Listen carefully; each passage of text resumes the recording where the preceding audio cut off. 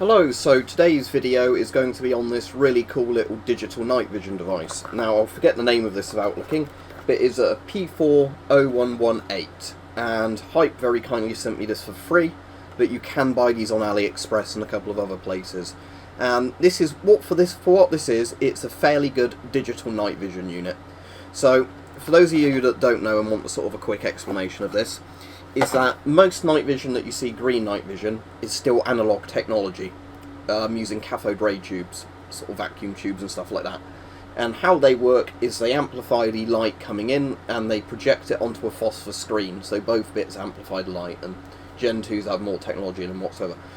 CMOS sensors used in cameras aren't actually as good at amplifying light, so they tend to not be used in night vision except for experimental units and cheaper end units. However, over the years, digital night vision is getting better, it's just not at military grade stuff yet for the most part. Now, if you're familiar with the Nightfox I did videos on a while ago, this is basically like the Nightfox but almost better in every way. Oh, I think it is better in every way, but we'll get into that. So what this is basically a digital night vision unit that can be helmet mounted, and I will demonstrate that in a minute as well. But what it primarily does is it's got everything you need in here if you just wanted to play about with night vision and you didn't want to spend the money for an analog unit, and you'd probably get more use out of it as a regular person, because this one, like the Nightfox, but it does in better resolution, can have a micro SD card put inside, and then you can record footage using a micro SD card and take pictures, and then you can put them on your PC or whatever.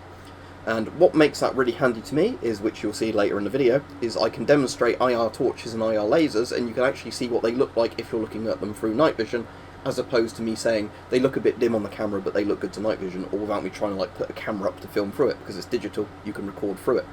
So what you get is it takes the batteries in there, and I'll show you the type of battery it takes if you want to see, because with lithium batteries it's always a bit weird unless you're actually shown the type. That's the point, I need to order more of these.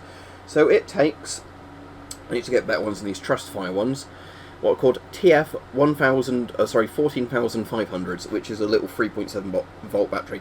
It's a bit like an 18650 but a bit smaller. So that goes in there, it just takes a single one of those.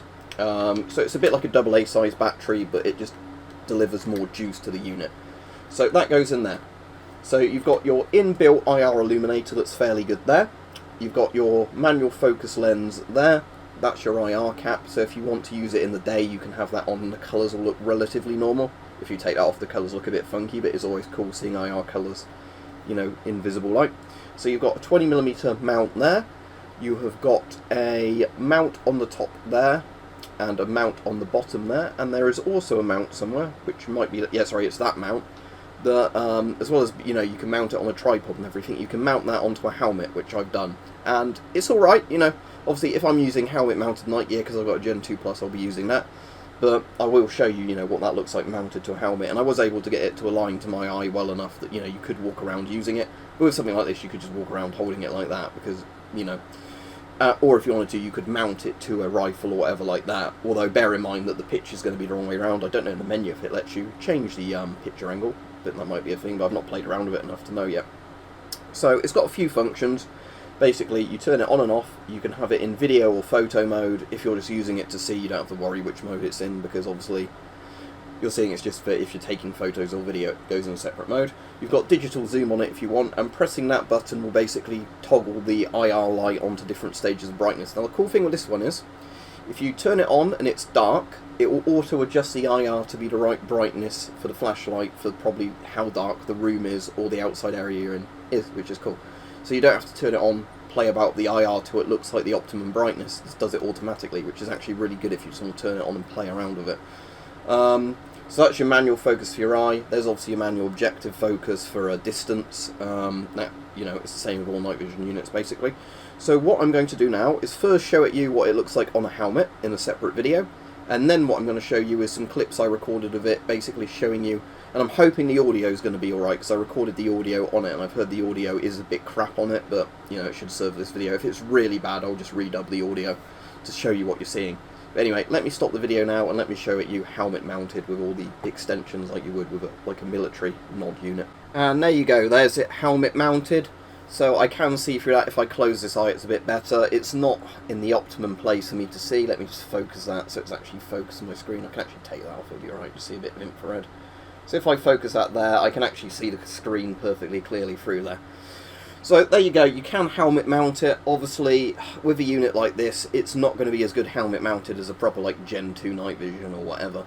Depends what you want it for, but the point is you can see here it demonstrating it with a British Virtus helmet that it will helmet mount alright, the right accessories, and it does do its job, you know. As I said, the higher quality the mount you put on it, you can probably get it to stay more in the position you want it to stay in, but it's certainly not awful. You know, you could certainly walk around and use this, especially if you tighten the helmet up enough that you're not going to get it shake away from your eye. You know, that works absolutely fine, and obviously with the mount you can flip it up and that. And as you can probably see there, if I look into the thing, you can probably see that it's on if I do that. Hang on. If I get it in the right place, you can probably see that, yeah, see that that's actually on and doing stuff, because you can see my hand locking and letting light for it.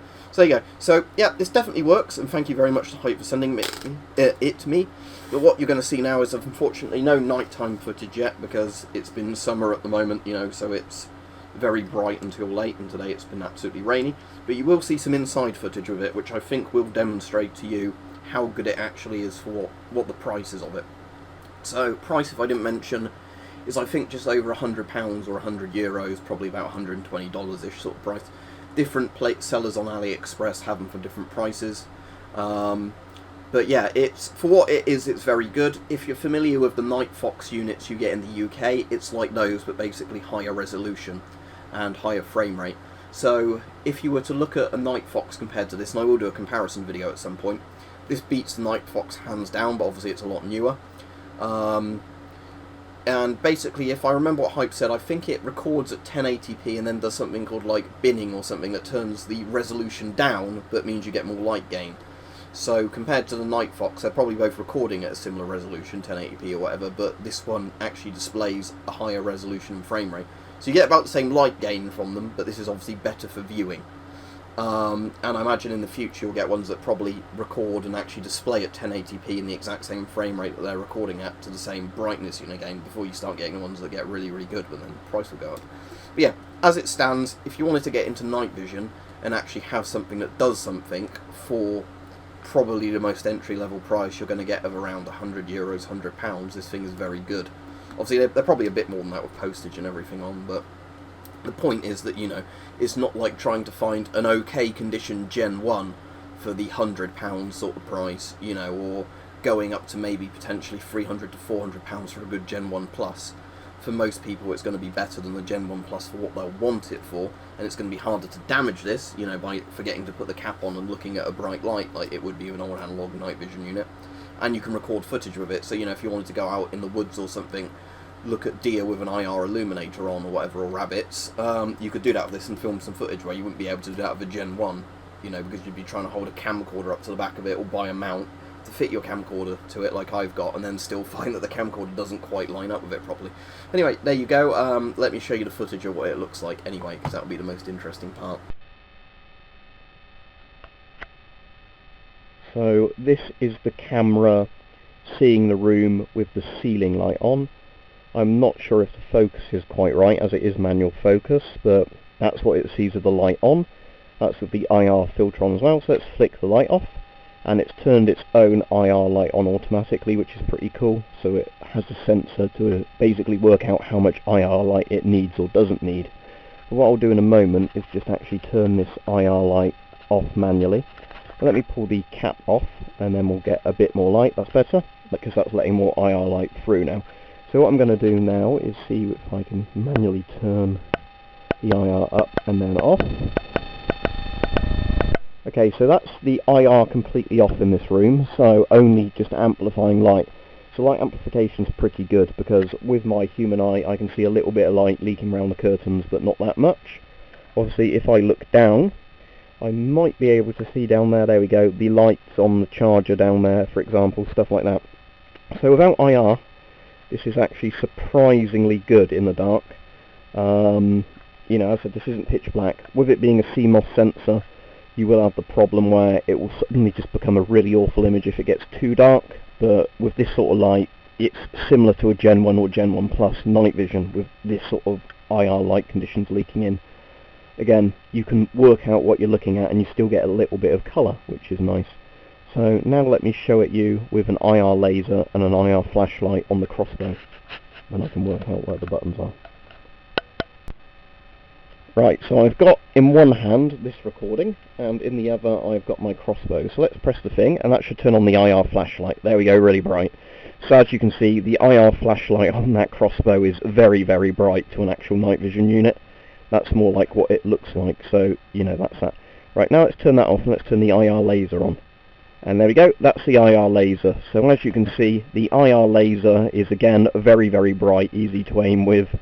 I'm not left-handed, but to give you an idea, you know, if you were aiming this, you could do that very easily using the IR laser. You know, if it was on a rifle or a pistol or whatever, if it was loaded, you could certainly aim it like that. So yes, very impressive in sort of conditions where you get a bit of IR leaking in. Obviously perfectly usable with IR illuminators. Not as good as actual analog night vision when it comes to amplifying light without IR illumination, but this isn't really designed for that. This is designed that if you're using it somewhere really dark, you're always going to have an IR light source with it because it's got one built in. So there you go.